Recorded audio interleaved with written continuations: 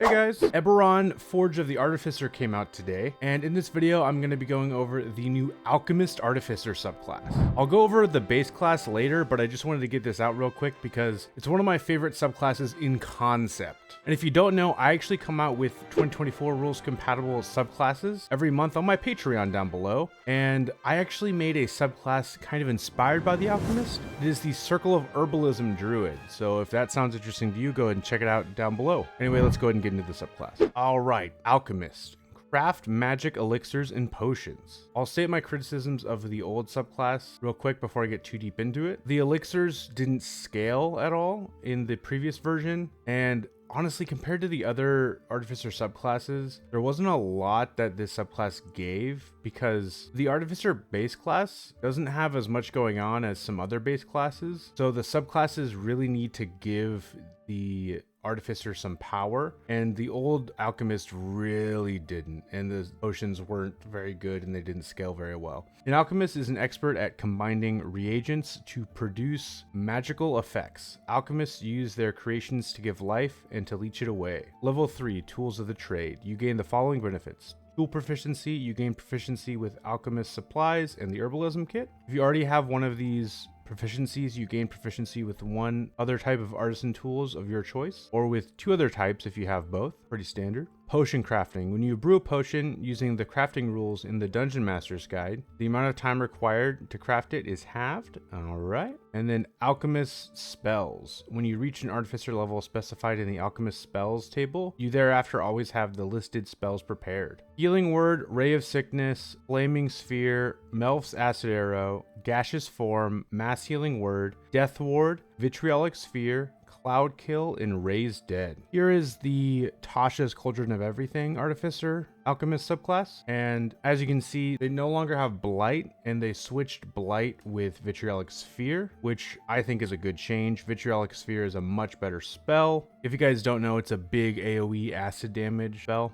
And obviously we know that the spells have changed in the new 2024 rules. So Healing Word and Mass Healing Word do a lot more healing than they used to do. So yeah, that's good to keep in mind. All right, here is the big feature, and this is the one that I was the most worried about. Experimental Elixir. When you finish a long rest while holding alchemist supplies, you can use that tool to magically produce 2 elixirs. For each elixir, roll on the experimental elixir table for the elixir's effect, which is triggered when someone drinks the elixir. The elixir appears in a vial, and the vial vanishes when the elixir is drunk or poured out. If any elixir remains when you finish a long rest, the elixir and its vial vanish. Pretty standard, pretty simple, how it used to be. Drinking an elixir. As a bonus action, a creature can drink the elixir or administer it to another creature within 5 feet of itself. So it's now a bonus action. It used to be an action. I feel like most tables allowed it to be a bonus action in the past. Let me know down below if you ever played an alchemist at a table, what your table did. But now that it's official rules, that's pretty nice. This was also the case in the Unearthed Arcana. Creating additional elixirs. As a magic action while holding alchemist supplies, you can expend 1 spell slot to create another elixir. When you do so, you choose its effect from the experimental elixir table rather than rolling. When you reach certain Artificer levels, you can make an additional elixir at the end of each long rest. A total of 3 at level 5, 4 at level 9, 5 at level 15. So that's nice. You get more elixirs as you level up. For the free ones you get on a long rest, and then you can pick whatever elixir you want for a first level spell slot. One thing about the original experimental elixirs is a lot of them weren't worth a first level spell slot back in the day, but they might potentially be worth it now. Let's go ahead and look at the scaling. So we have effect number 1, healing. The drinker regains a number of hit points equal to 2d8 plus your intelligence modifier. To put that in perspective, Cure Wounds is the same healing, but this is a bonus action application. And then the number of hit points restored increases by 1d8 when you reach Artificer level 9 and 15. So you get a 2nd level Cure Wounds as a bonus action for level 9, and you get a 3rd level Cure Wounds as a bonus action at level 15. That's pretty nice. And then we get Swiftness. The drinker's speed increases by 10 feet for 1 hour. This bonus increases when you reach Artificer's level 9 to 15 feet and Artificer level 15 to 20 feet. This is nice as well. Basically, you're casting Longstrider, but again, remember, now that it scales, you're getting 15 feet for a free potion or a first level spell slot, or you're getting 20 feet for a first level level spell slot. And this could stack with Longstrider, and unless I'm missing some sort of potion rule, I'm pretty sure Swiftness could stack with itself. I don't think there's anything preventing that within the rules. Let me know down below if I'm wrong about that. Then we got Resilience.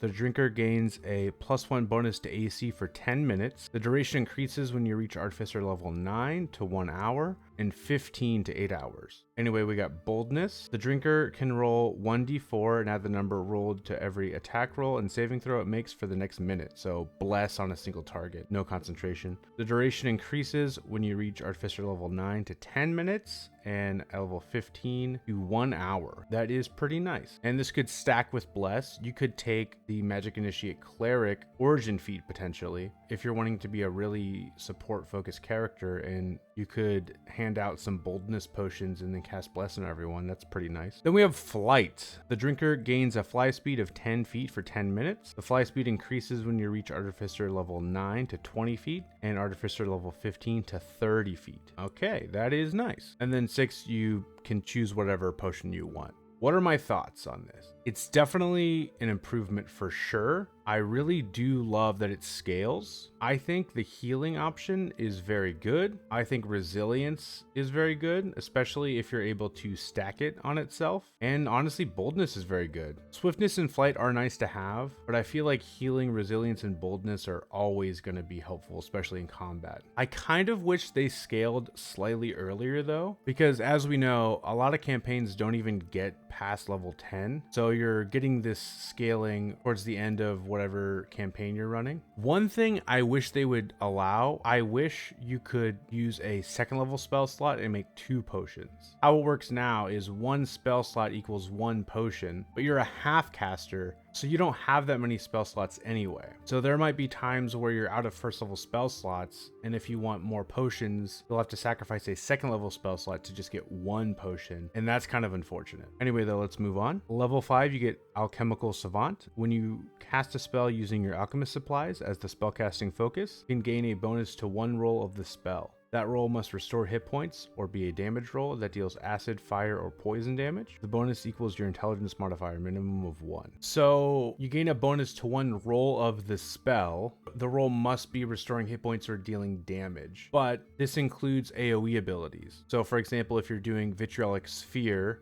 and you're dealing acid damage to everyone, you get to add your intelligence modifier to all the damage of Vitriolic Sphere. And same with like Mass Healing Word or something like that. So that's pretty nice, honestly. To put this in perspective, the Celestial Warlock gets a similar ability at level 6, but they can only add their charisma modifier to a single target of whatever spell is dealing fire or radiant damage. Especially at level 5, that's a pretty nice bump. I like this. Then we get Restorative Reagents at level 9. You can cast Lesser Restoration, which is now a bonus action if you didn't know that before, without expending a spell slot and without preparing the spell, provided you have Alchemist Supplies as the spellcasting focus. You can do so a number of times equal to your intelligence modifier, minimum of once, and you regain all expended uses when you finish a long rest. Lesser Restoration being a bonus action spell, I feel like this is a really nice ability to get on a half caster, but Lesser Restoration is somewhat situational. It doesn't always come up. I do like this feature, but if you compare it to the other artificers, not amazing.